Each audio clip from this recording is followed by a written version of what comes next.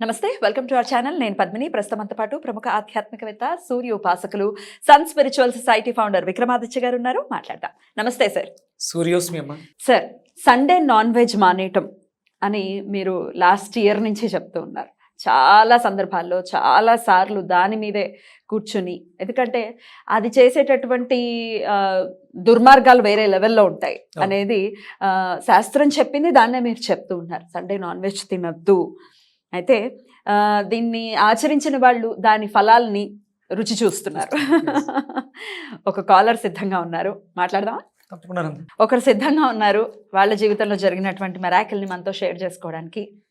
Antony గారి mother సిద్ధంగా ఉన్నారు, మాట్లాడదామా? హలో, నమస్తే అండి. అమ్మా, ఎలా ఉన్నారమ్మా? బాగున్నారా? హ్యాపీగా ఉన్నానండి.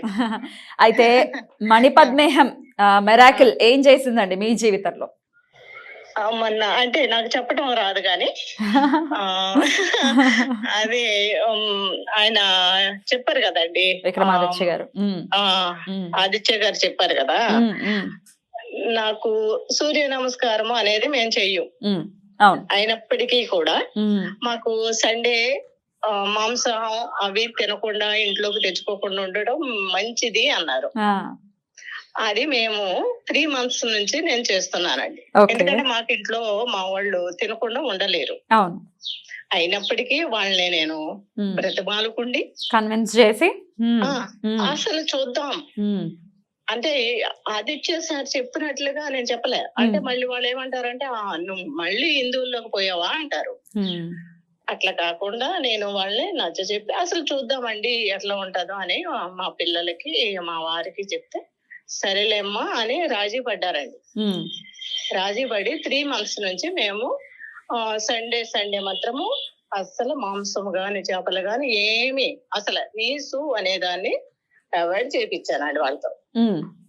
ఆ రోజు మాకు ప్రశాంతంగా ఉంటున్నాము.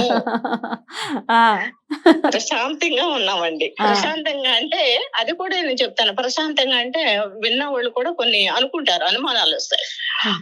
అంటే ఎప్పుడు మాకు సండే మాంసాలు తెచ్చుకునేటప్పుడు వీళ్ళు తినేసి కొట్టుకుంటూ ఉంటారు. టీవీ రిమోట్ దగ్గర కొట్టుకుంటారు, ఒకరికొకరు వెరిటేడ్ అయిపోతా ఉంటారు అన్నమాట. నేను సార్ చెప్పింది నేను గమనించుకున్నాను. ఒకవేళ ఇందులో ఒక్కసారి మనం చూద్దాం కదా అనుకున్నట్లయితే నాకు 2 weeks లోనే నాకు వీళ్ళలో మార్పులు కనిపించినాయండి. ఆ తర్వాత నేను 3 months నుంచి అదే ఫాలో అవుతున్నాను. నాకు కూడా పని తక్కువగా ఉండి ప్రశాంతంగా ఉన్నానండి. అది మాత్రం అద్భుతంగా నాకు పనిచేసింది. నెక్స్ట్ సారు ఇంకోటి ఏంటంటే, సూర్య నమస్కారము అంటే మనం సూర్య భగవాను అడగండి, ఏదైనా మనకి ప్రసాదిస్తాడు అన్నారు.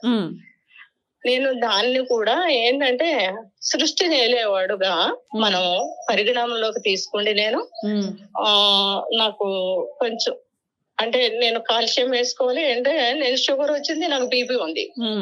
ఇన్నిట్లో మనకి నా శరీరం కూడా కొంచెం క్షీణింపు జరుగుతుందండి. అందుకు నేనేమనుకున్నా అంటే ఈ కాల్షియం బిళ్ళలు, ఈ ఐరన్ బిళ్ళలు, ఈ మల్టీవిటమిన్ టాబ్లెట్లు అన్ని వేసుకోమని చెప్తున్నారు. ఇవన్నీ వేసుకుండే కంటే వేసుకోనండి నేను సర్వసాధారణంగా అక్కడే నిలబడి నేను వేడుకుంటాం అంటే నాకు ప్రసాదించాయా నీ దగ్గర ఎంత శక్తి ఉందో, బహు శక్తి ఉంది, అందులో కొంచెం వాటిగా నాకు దయచేయమని వేడుకుంటూ మొదలు పెట్టానండి. మొదలు పెట్టిన తర్వాత కూడా నాకు కొంచెం హెల్తీగా కొద్దిగా నేను బాగానే ఉన్నాను.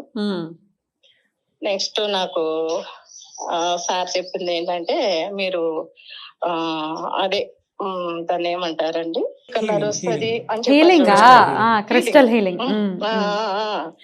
దాన్ని నేను ఆ రోజుని అప్పటికే 5 days నుంచి నాకు అస్సలు బాగోలేదు.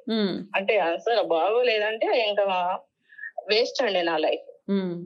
అలా అనిపించింది నాకు. ఎందుకంటే తల నిండా ఏదో పట్టేసినట్లుగాను, జాయింట్ కూడా అస్సలు నేను ఇలా ఎత్తి కూడా ఉండలేను అన్నట్లుగా అయిపోయిందండి. మొత్తం అంతా ఇంకా నా వల్ల కాదండి. ఇక అయితే నేను అది మీది పెట్టానండి, వీడియో పెట్టుకున్నాను. అంటే 7 days అయింది. మా వారు మేము ఈఎస్ఎల్ లో చేస్తారండి మా వారు, మెడికల్ స్టోర్ లో చేస్తారు. ఆయన అన్నారు, అమ్మ మెడిసిన్ డాక్టర్ దగ్గర చూపించుకుంటే నేను అక్కడికి రానండి, నా వల్ల కాదు, నాకు వేస్ట్ అండి, నాకు అస్తమాను ఈ 7 days నుంచి పెయిన్ భరించలేకపోతున్నాను, తల లేస్తుంటే పడిపోతున్నానండి, పడిపోవడమును పిచ్చి పిచ్చిగా ఉన్నది మైండ్ అంతా. ఆ తర్వాత నాకు మీరు కళ్ళు మూసుకున్న తర్వాత మనం కూడా అసలు చూద్దాం అని నేను కళ్ళు మూసుకుంటే మనం ఏం చేయాలో నాకు తెలీదు. సరేలే అని నేను ఇంకా అలాగే మౌనంగా ఉంటాడికి మన ఆదిత్య సార్ చెప్పి ముందే నాకు గ్రీన్ కలరు లెఫ్ట్ ఐస్ నుంచి ఇయర్ వరకు అని ఏం చెప్తుంటే నాకు అందులో నాకు సేమ్ అదే ఫీలింగ్ అలాగే కనిపిస్తుంది నాకు. కనిపించిన తర్వాత ఇదంతా ఒక చోటకు వచ్చేయమని అన్నారు కదా సార్ అండి ఆ వీడియోలోను. అనేటప్పటికి నాకు తలలో నుంచి మొత్తం అంతా దిక్కుంటా నాకు పొట్ట రైట్ సైడ్ కి వచ్చేసిందండి. ఇది వాస్తవం అండి. అంటే మీరు వీడియో తీస్తున్నాను, మీరు ఫోన్ లో కాల్లో కనెక్ట్ చేస్తారని కాదు నేను చెప్పేది. అంటే నాకు రైట్ సైడ్ కి ఈ పొట్టలోకి వచ్చేసిందండి, మొత్తం అంతా ఒక్క చోటకు పోగు పడిపోయినట్టుగా నాకు అనిపిస్తుంది. సరేలే అని నెమ్మదిగా మీరు కళ్ళు తెరవండి అని నేను నెమ్మదిగా తెచ్చిన తర్వాత ఇది కూడా ఎక్సర్సైజ్ సార్ ఎప్పుడో చెప్తా ఉంటారు ప్రతి వీడియోలోను. ఇట్లా కింద దాన్ని ఎప్పటి నుంచో నేను 2 months నుంచి చేస్తున్నానండి. తర్వాత నేను ఈ పొట్టలోకి ఈ రైట్ సైడ్ కి వచ్చిన దాన్ని చాలా గలిబిలిగా ఉంది, తలంతా ఒకలాగా జిమ్ముగానే ఉందండి. ఆ తర్వాత ఇది అంతా బయటికి ఎట్లా వస్తుంది అని నేను అనుకుంటున్నానండి. ఇదంతా బయటకు ఎలా వస్తుంది, ఈ రైట్ భాగం అంతా ఎంత పోగుపడిపోయింది, ఎట్లాగా అనుకుంటున్నానండి. అనుకునేటప్పటికి కాసేపటికి నాకు పెద్ద మోషన్ అయిపోయింది. ఆ మోషన్ అయిపోయిన తర్వాత నాకు ఈ నెప్పులు ఏమైనాయి, ఇవేమైనాయి, తల ఏమైంది, అసలు నాకైతే ఇప్పుడు నేను ఇది 10 days అయిపోతుందండి. ఇప్పటి వరకు కూడా నాకు ఏమీ లేదండి, హ్యాపీగా ఉన్నానండి. అద్భుతమని అండి, అద్భుతమే. నేను మంత్రాలు కాదు, తంత్రాలు కాదండి, ఇది అంతా ఆయన నిజంగా మహానుభావుడు అండి ఆయన. ఎందుకంటే నాలాంటి వాళ్ళ కోసం, ఎందుకంటే నేను హాస్పిటల్ కాటికి తిరగలేని దానికోసము నిజంగా ఆయన ఎంత ప్రయాసపడుతున్నారంటే ఆయనకు నేను చాలా కృతజ్ఞతరాలండి. అలాగా నాకు ఫ్రీ అయిపోయానండి, హ్యాపీగా ఉన్నానండి. అది నేనేంటంటే మామూలు కామన్ గా సర్లే ఒక్క మాట మనం చెప్తే ఆయన హృదయానికి కూడా సంతోషంగా ఉంటదని నేను ఫోన్ చేశాను. మళ్ళీ అనుకున్నాను ఎందుకు మనం ఫోన్ చేస్తే ఎత్తుతారంటే, అయినా ఎత్తునే నేను ఎట్లా చెప్పాలి, నేను చెప్పడం నాకు రాదు. మళ్ళీ చెప్పిన దగ్గర నుంచి ఏంటో పిచ్చి అనుకుంటారు, చాలా మంది అనుకుంటారండి, అనుకుంటారు. కానీ అనుభవించిన నాకైతే నేను పిచ్చి పిచ్చి అని నమ్మను, దేని జోలికి వెళ్ళానండి. నేను ఎవరి మాటలో నమ్మను. నేను నాకు అది అందులో కరెక్ట్, ఆ యొక్క వ్యక్తిత్వాన్ని బట్టి ఆ మనిషికి ఆ క్వాలిటీ వస్తుందండి. ఆ గురువు గారు పుణ్యమా అంట నాకు అసలు జాయింట్ పెయిన్స్ గాని ఏమీ లేవండి. నేను పరుగుని పరిగెట్టానండి, పరుగుని పరిగెట్టాను. So very happy for you. Thank you అండి, మీ ఎక్స్పీరియన్స్ ని షేర్ చేసుకున్నందుకు. గురువు గారికి మరొక్కసారి కృతజ్ఞతలు చెప్పుకుంటానండి. తప్పకుండా నాకు నిజంగాను మరొక భాగ్యాన్ని ఇచ్చాడండి ఆయన.